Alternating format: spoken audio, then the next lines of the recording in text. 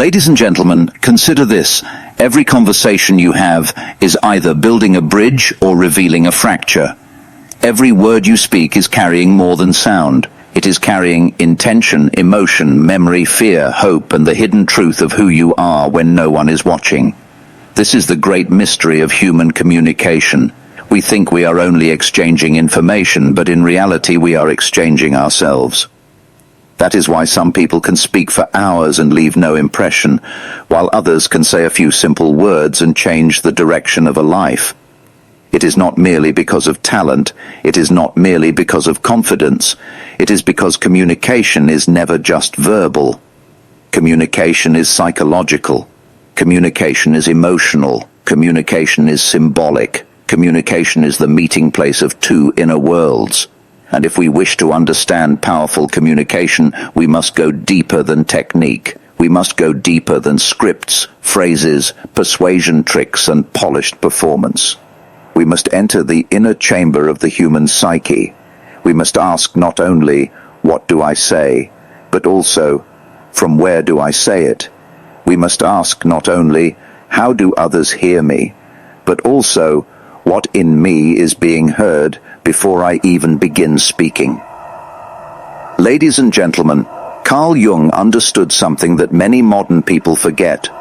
Human beings are not machines that process words logically. Human beings are living symbols. We speak from the conscious mind, yes, but we listen through layers far beneath consciousness. We are influenced by tone, energy, gesture, silence, contradiction, and the unconscious meaning hidden beneath the surface of speech.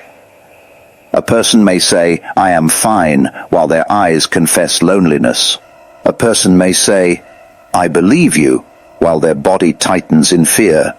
A person may say, I am listening, while their mind is already preparing a defense.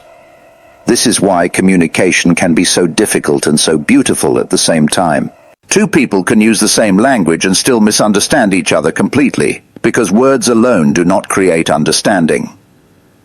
Understanding is created when the conscious and unconscious, the spoken and unspoken, the visible and invisible, begin to align. Jung would remind us that every human being wears a persona. The persona is the face we present to the world, the mask we wear so that we can function in society, work, families, friendships, and public life. The persona is not necessarily fake. In many ways it is necessary. We cannot move through life naked in spirit, exposing every private feeling to every passerby. But the danger begins when the mask becomes the whole identity. The danger begins when a person confuses performance with truth. The danger begins when communication becomes theater rather than contact.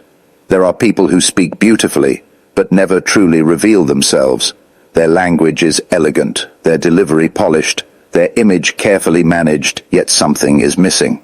Their words slide across the surface of the listener and never enter the heart. Why?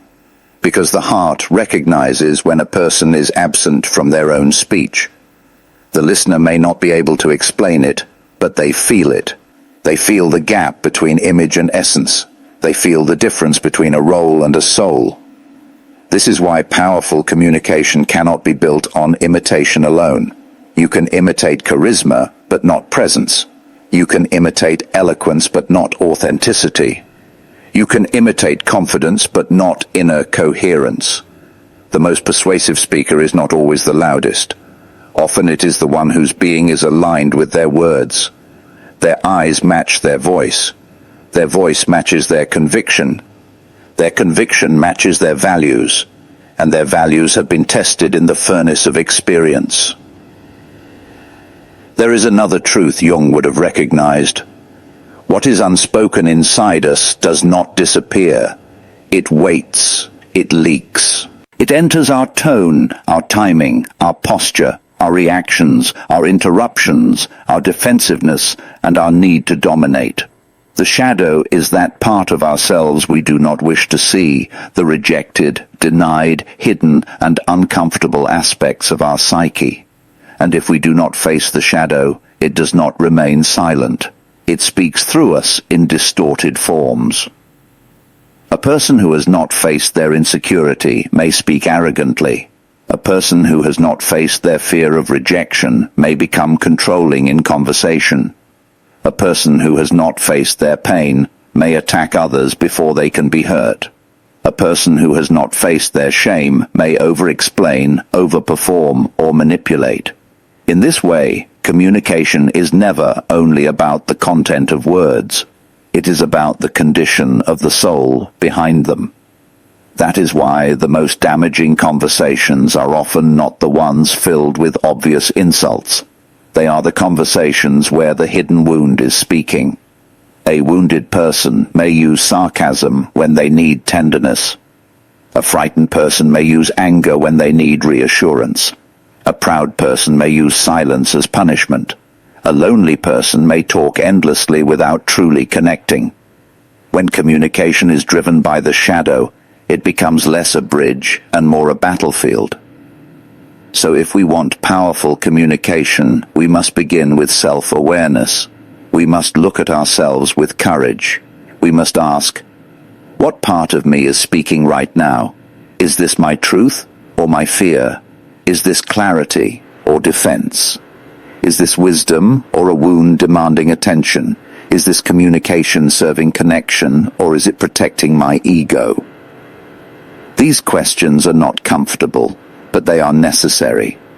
A person who cannot reflect on their inner state cannot communicate with depth. They may still speak, they may still persuade, they may still influence, but they will not truly connect. And in the end, connection is the highest achievement of communication. Ladies and gentlemen, the world is crowded with noise. Noise is easy. Noise demands nothing from the soul. But meaningful communication requires presence. It requires the willingness to slow down and actually see the other person. It requires the humility to admit that we do not know everything. It requires the discipline to listen not only to words but to meaning. It requires the patience to allow silence to do its work. Silence, in fact, is one of the most misunderstood tools of powerful communication. Many people fear silence because silence forces them to meet themselves.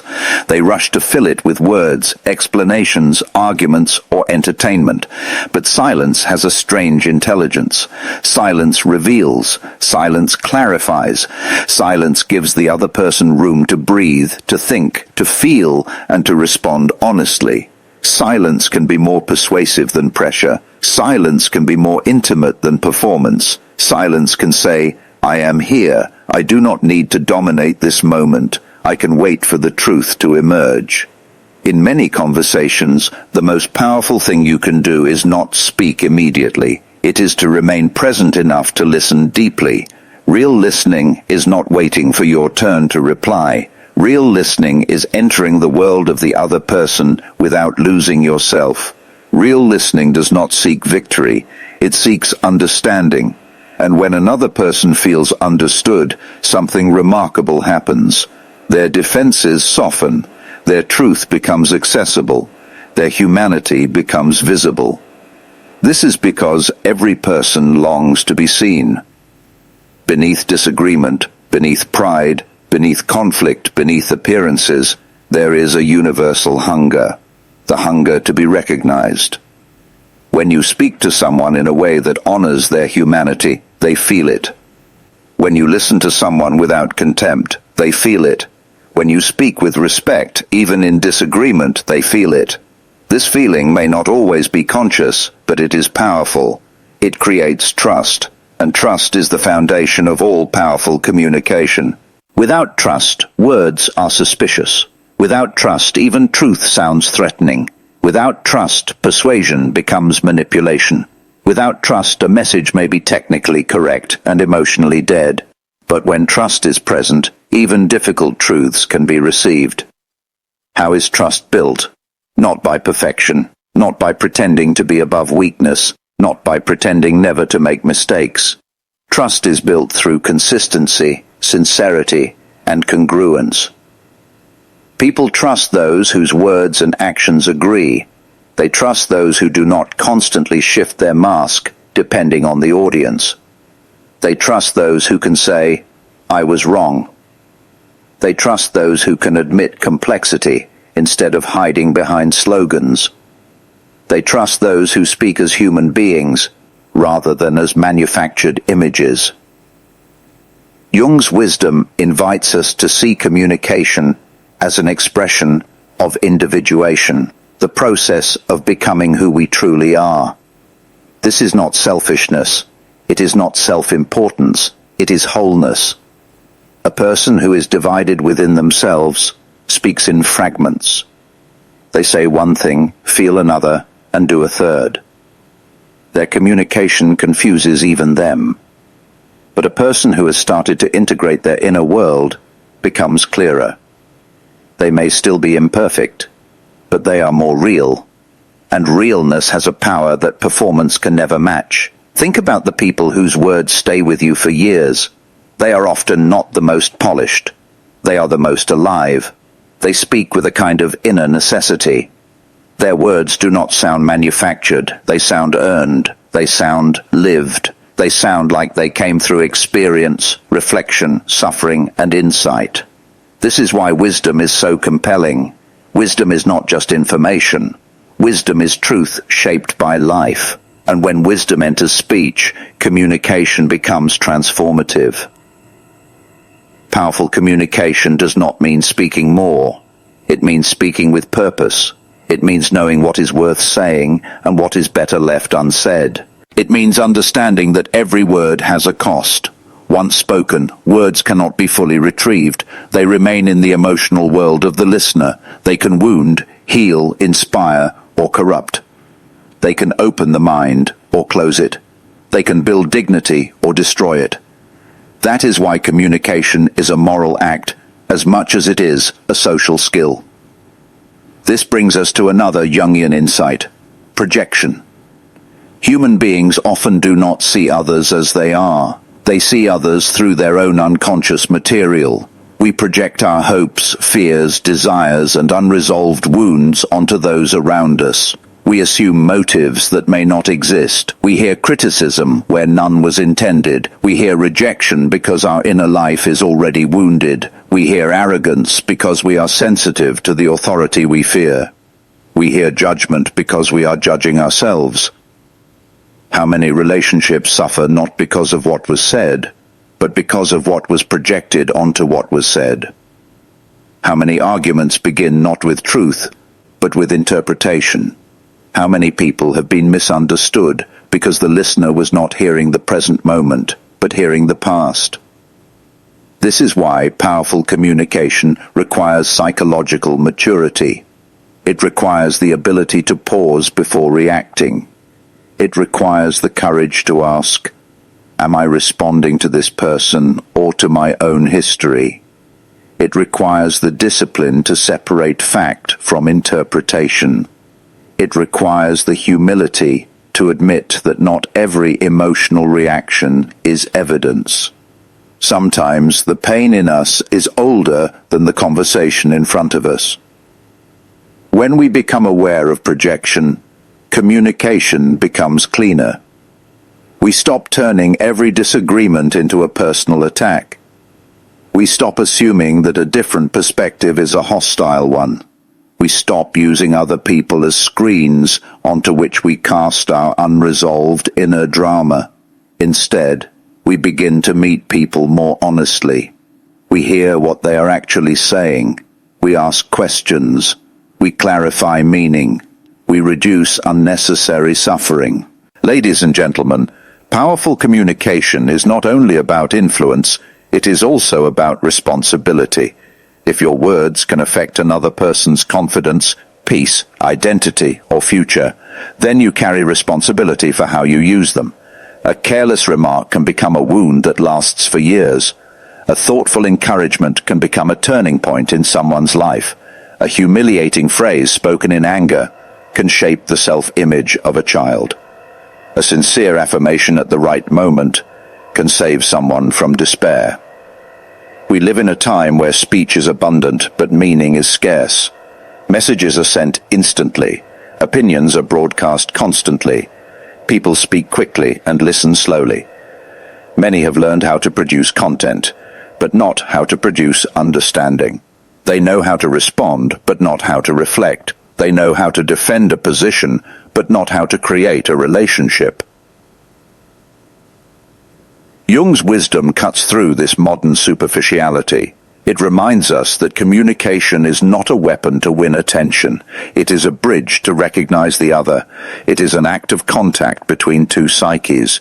It is a sacred moment if we are present enough to honor it. Every meaningful conversation offers the possibility of transformation, because every real encounter asks us to leave behind illusion and become more truthful. One of the great secrets of communication is that people rarely remember every word you said. They remember how you made them feel. They remember whether you made them feel safe or small, respected or dismissed, seen or invisible, understood or judged. They remember the emotional atmosphere you carried. That atmosphere is often more persuasive than logic. This is why a calm voice can de-escalate conflict, while a harsh one can intensify it. This is why a kind tone can open a resistant heart, while a contemptuous one can close it forever. This is why a message delivered with compassion can penetrate where a brilliant argument fails. Emotional tone matters because the human psyche is not persuaded by logic alone. It is also persuaded by felt experience. And felt experience begins with your state of being. If you are anxious, your speech will often sound rushed. If you are defensive, your words will sound sharp. If you are resentful, your communication will carry poison. If you are sincere, your voice will feel steady. If you are grounded, others will relax around you. If you are honest, your simplicity will be convincing. This is why personal work matters. The better you know yourself, the better you speak. The more integrated you become, the more trustworthy your presence. Jung would tell us that the task is not to become flawless. The task is to become whole. A flawless image is dead. A whole human being is alive. A whole human being can admit contradictions. A whole human being can hold tension without collapsing. A whole human being can speak truth without cruelty and kindness without weakness. A whole human being can disagree without contempt and listen without surrendering identity. This is the maturity that powerful communication demands. Too often people confuse dominance with strength. They believe the loudest person wins. They believe the most aggressive voice is the most convincing. They believe interrupting is a sign of intelligence. They believe certainty is always wisdom. But real strength is quieter. Real strength can wait. Real strength can listen. Real strength can endure ambiguity without panic. Real strength can be corrected. Real strength does not need to crush the other person to prove itself. There is extraordinary power in restraint. There is extraordinary power in choosing not to use every thought as a weapon. There is extraordinary power in letting truth arrive with grace. There is extraordinary power in refusing to exaggerate. There is extraordinary power in not speaking from the first impulse. Communication becomes stronger when it is guided by discernment rather than impulse. But discernment is not cold. Jungian wisdom is not about suppressing feeling. It is about understanding feeling. It is about recognizing that emotion is data, but not always direction. Anger can reveal violated values. Fear can reveal the need for safety. Sadness can reveal loss. Shame can reveal exposure. Desire can reveal longing. But none of these emotions should be allowed to rule unexamined. They must be brought into consciousness. They must be translated into understanding. They must be integrated. That is what makes communication powerful. The ability to transform raw inner experience into meaningful outer expression. A person who can say, "I am upset because I feel unheard," is communicating more powerfully than a person who simply attacks. A person who can say, "I need clarity," is more effective than a person who creates chaos.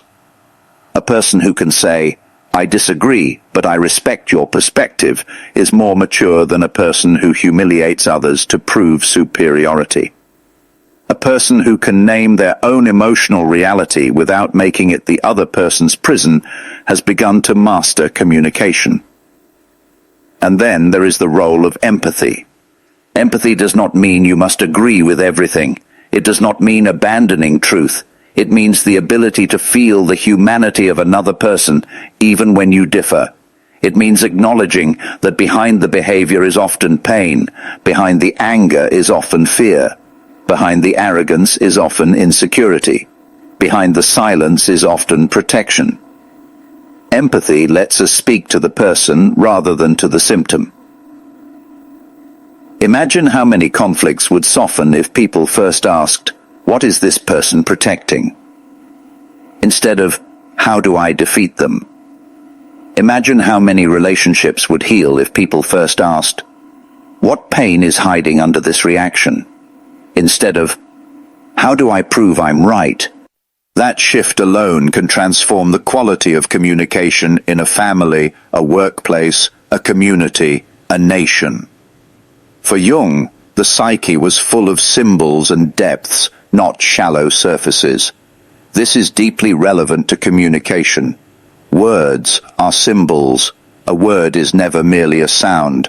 It carries associations, memories, and emotional charge. The same phrase can comfort one person and trigger another. The same sentence can sound loving in one context and cruel in another. Meaning is not only in the dictionary. Meaning lives in the psyche.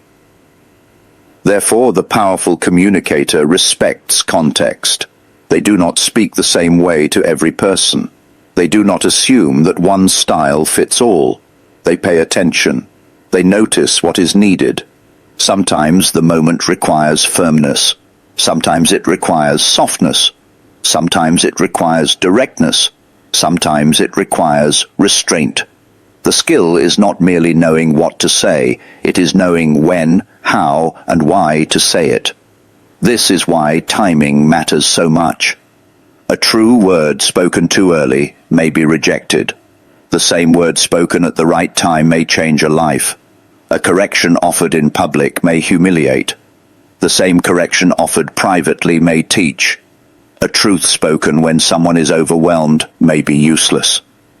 The same truth spoken after calm returns may be healing.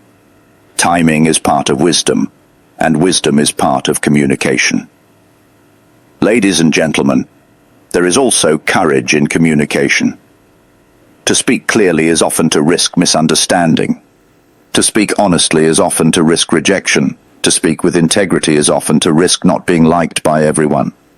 Yet if speech is always shaped by the desire to be liked, it loses its soul.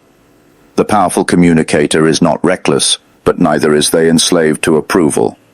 Jung understood that individuation requires the courage to stand apart from collective illusion.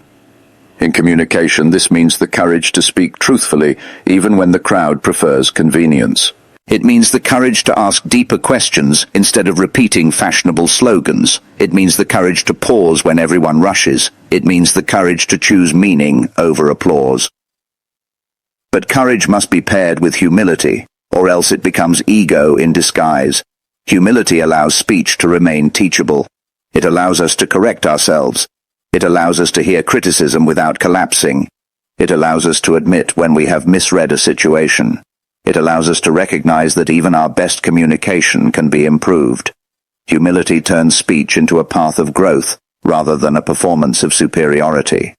There is a beauty in the person who has learned to speak from the center. Such a person does not need to prove everything. They can say, "I do not know." They can say, "Help me understand." They can say, "I was mistaken." They can say, "That hurt me." They can say, "I care about this." They can say, "Let us find the truth together." These are not weak phrases. These are strong phrases. They are strong because they are real. One of the deepest forms of communication is confession. Not confession in a religious sense only, but in the psychological sense of truth-telling. To confess is to stop hiding. It is to let the light into the private rooms of the psyche. It is to name what has been denied. It is to make the inner world speak honestly. When people live in denial, their communication becomes brittle. When they live in truth, their speech becomes flexible, calm, and alive. This is why self-deception is so dangerous.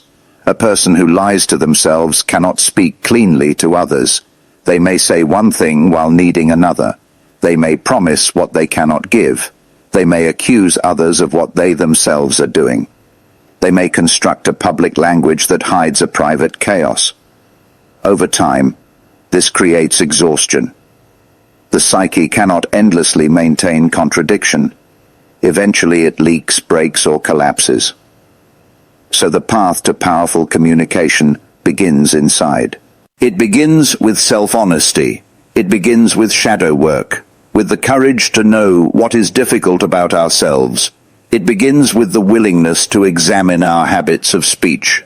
Do we interrupt? Do we dominate? Do we avoid? Do we flatter? Do we manipulate?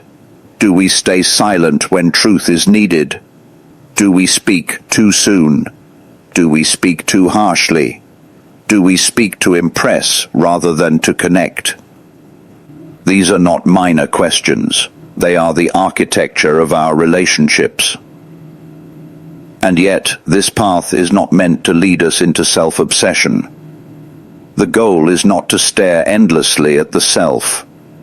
The goal is to become available to the other. The more integrated you are, the more generously you can meet another person without using them as a stage for your own unresolved drama. The more you know your own shadows, the less likely you are to mistake them for the truth about others. The more centered you become, the more spacious your communication becomes. Powerful communication is spacious. It makes room for difference. It makes room for silence. It makes room for uncertainty. It makes room for the other person's process. It makes room for emotion without drowning in it. It makes room for truth without cruelty. It makes room for correction without humiliation. It makes room for dialogue rather than monologue. And dialogue is one of the noblest forms of human meeting. In dialogue, I do not merely seek to impose myself, I seek to encounter you. In dialogue, I do not only try to be understood, I try to understand. In dialogue, I risk being changed. That risk is not weakness. It is the beginning of wisdom. Ladies and gentlemen, there is something profoundly healing in being truly heard. Sometimes people do not need a lecture. They need a witness. They need someone who will stay long enough to hear what they are afraid to say. They need someone who will not weaponize their vulnerability. They need someone who will not rush to fix them before understanding them. They need someone who can hold space without arrogance. To hold space is a form of strength. It means you can remain calm while another person is emotional. It means you can listen without panicking. It means you can witness pain without needing to control it. It means you can be present without making the moment about yourself. That kind of communication creates transformation because it gives the other person permission to become more honest. And when honesty appears, healing can begin. This is why, in relationships, communication is not just a skill, but a destiny. Relationships are shaped by the quality of attention we bring into them. A marriage, a friendship, a family, a team, a society, all are shaped by how people speak and listen. If communication is poisoned, trust deteriorates. If communication is honest, trust grows. If communication is shallow, connection weakens. If communication is deep, belonging expands. We often search for grand solutions to human problems, yet the answer may begin in a single sentence spoken with care. I am here. I hear you. Tell me more. I was wrong. I am sorry. I understand. I do not understand yet, but I want to. Let us not fight each other. Let us look at the problem together. These simple words, when spoken sincerely, can shift the energy of an entire room. That is the power of communication aligned with wisdom. Jung's thought teaches us that life becomes richer when we engage its depths. Communication is one of those depths. It is not shallow exchange. It is a living encounter between conscious beings who are each carrying invisible worlds. When we speak, we are revealing not only information, but orientation. We are showing what matters to us, what we fear, what we cherish, what we avoid, what we believe, and what we are becoming. So let our speech become more conscious. Let our tone become more humane. Let our listening become more generous. Let our words become less reactive and more intentional. Let us stop using language to hide and begin using it to reveal. Let us speak from truth rather than image. Let us listen for essence rather than noise. Let us honor the mystery in each person. Let us remember that behind every face is a psyche, behind every phrase is a history, and behind every reaction is a story waiting to be understood. And when conflict comes, as it surely will, let us not forget that conflict is not always the enemy. Sometimes conflict is a doorway. It reveals where we are divided, where we are projected upon, where we are afraid, where we need clarity, where we need boundaries, where we need healing. If met wisely, conflict can produce deeper communication rather than destroy it. But it must be handled with consciousness, or it will simply magnify the shadow. That is the challenge before us, to bring light into our speech, to make communication a practice of self-awareness, empathy, courage, and truth. To become people whose words are not merely impressive but illuminating, to become people whose presence makes honesty easier, to become people whose communication does not inflate the ego but serves the soul. Ladies and gentlemen, the world does not need more noise, it needs more meaning. It does not need more performance, it needs more presence. It does not need more cleverness alone, it needs wisdom. It does not need more speech that hides the self. It needs communication that reveals the self in its truest form. For when a human being speaks from wholeness, something extraordinary happens. Words cease to be empty sounds and become acts of connection. So let us be careful with our words. Let us be thoughtful with our silences. Let us be brave enough to face our shadows. Let us be humble enough to keep learning. Let us be compassionate enough to hear the pain beneath another's voice. Let us be disciplined enough to speak only what serves the truth. Let us be wise enough to know that powerful communication is not the art of controlling others, but the art of becoming deeply human in the presence of others. And in that humanity, in that honesty, in that depth, there lies a power far greater than manipulation, far greater than performance, far greater than noise. There lies the power to heal, to unite, to inspire, and to transform. Thank you.